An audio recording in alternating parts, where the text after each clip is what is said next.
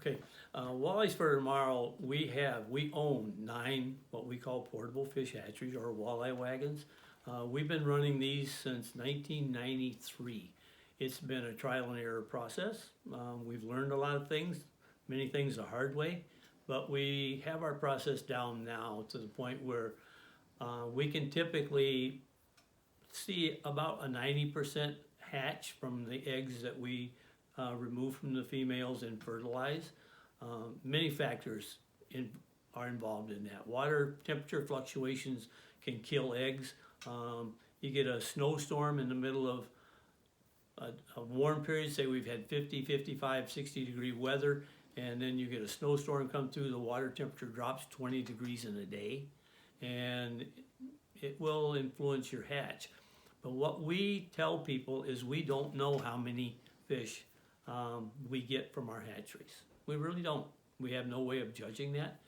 But if we have a hatchery that has 4 million eggs, or we release 4 million fry out of our hatchery, we tell people if 1/2 of 1% of that 4 million grow to 15 inches long, that's 20,000 fish.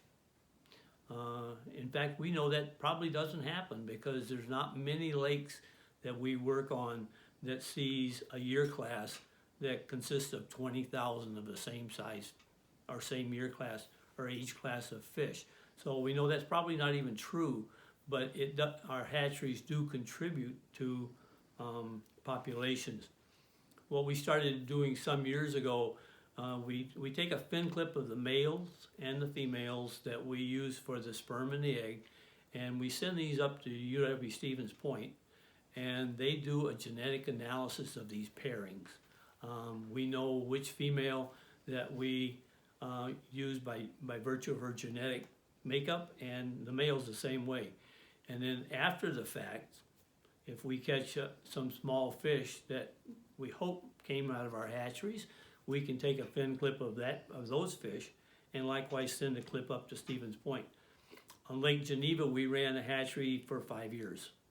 And the last 3 years, we fin clipped the males and the females, and the samples were sent up to Point.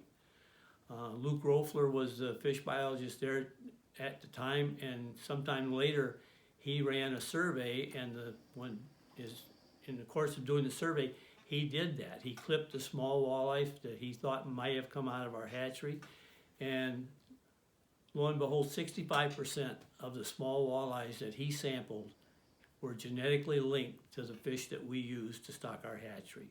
So that's our proof. That's the only time that we've actually had definitive proof of how our hatcheries are successful or not successful.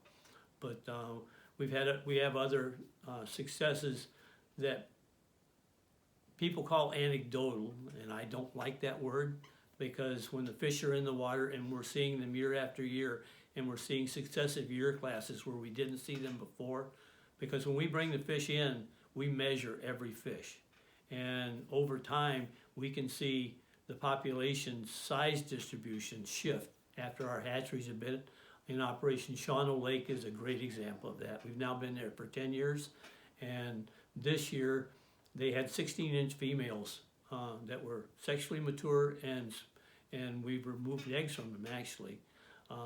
So it's been a very good process. When we first started, we were seeing very large females and very large males, and not very many small immature fish that were coming into the population. So that's how we judge whether or not what we're doing works or does not work.